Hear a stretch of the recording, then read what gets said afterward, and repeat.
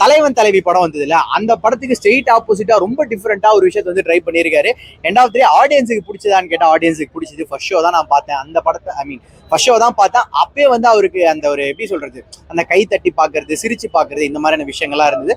Audience end of three வெளில ரொம்ப நல்லா சாட்டிஸ்ஃபைடா வந்தாங்க. அதுதான் ஹீரோ ஹீரோயின் காம்போ வந்து நம்ம ஒரு படத்துக்கு பேசுவோம்ல, அந்த மாதிரி இந்த படத்துல வந்து ஜெயராம் சார் ஊர்வசி மேமோட அந்த காம்போ வந்து பேசலாம். செமையா இருக்கு. அதான் இவங்க ஒரு இடத்துல காமெடி பண்ணி ஸ்கோர் பண்றாங்க, திருப்பி இவர் ஒரு இடத்துல காமெடி பண்ணி ஸ்கோர் பண்றாரு. ஸோ அந்த ஒரு ஃபேமிலி அப்படின்னு வரும்போது இதுதான் யதார்த்தமா ஒரு மிடில் கிளாஸ் ஃபேமிலி இப்படிதான் இருக்கும்ன்றத வந்து சூப்பரா ப்ரூவ் பண்ணியிருக்காங்க. இது நம்ம வேற யாரை கொண்டு வந்தாலும் அந்த அந்த கேரக்டர் நடிக்கணுமே நடிச்ச மாதிரி இருக்கும். பட் ஒரு ஹஸ்பண்ட் அண்ட் ஒய்ஃப் மிடில் கிளாஸ்ல இந்த மாதிரி பிரச்சனை வந்தா என்ன சால்வ் பண்ணுவாங்க, எப்படி அவங்க நடந்துப்பாங்களோ அதை அப்படியே அப்ரப்டா சூப்பரா பண்ணியிருந்தாங்க. இந்த மாதிரியான டேலண்ட்ஸை சூப்பரா யூஸ் பண்ணியிருக்காரு அப்படின்னு சொல்லிட்டு பாண்டியராஜ் சாருக்கு கிரெடிட் கொடுக்கறதா.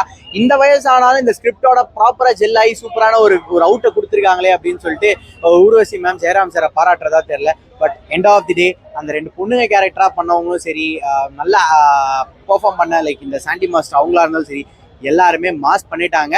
படத்துல நெகட்டிவ் அப்படின்னு எதுவும் சொல்ல முடியாது. கொஞ்சம் லைட்டா அந்த லேக் மட்டும் ஃபீல் ஆச்சு, மற்றபடி வேற ஒன்றும் இல்லை. படத்துக்கு என்னோட ரேட்டிங் 5க்கு தாராளமா 4 கொடுக்கலாம். போய் பாருங்க தியேட்டர்ல. அது எல்லாமே சொல்லிட்டாங்க ப்ரோ. அதான் மெசேஜ்ன்றது அந்த இந்த கிளைமேக்ஸ் ப்ரீ கிளைமேக்ஸ் டைம்ல தான் நீங்க வந்து என்னன்றதே புரிஞ்சுப்பீங்க. அது இந்த ட்ரக்ஸ் விஷயமா ஒரு மேட்டரை வந்து உள்ள புகுத்தி இருப்பாங்க, அது நல்லா இருக்கும். அதுதான் உங்களுக்கு ஆரம்பிக்கிறது வேற ஒரு ஃப்ளோல இருக்கும், முடிகிறது வேற ஒரு எண்ட்ல இருக்கும். ஸோ அதுக்கு நடுவில் நடக்கிறதான் கதை.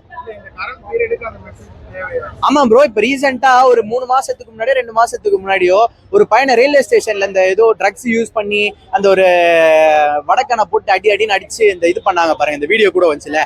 அந்த மாதிரியான லிட்டரலா ஒரு விஷயத்த வந்து இங்க ஒரு மெசேஜா கொடுத்துருக்காங்க. அதான் சொல்ல வேண்டிய மெசேஜா ப்ராப்பரா சொல்லியிருக்காங்க.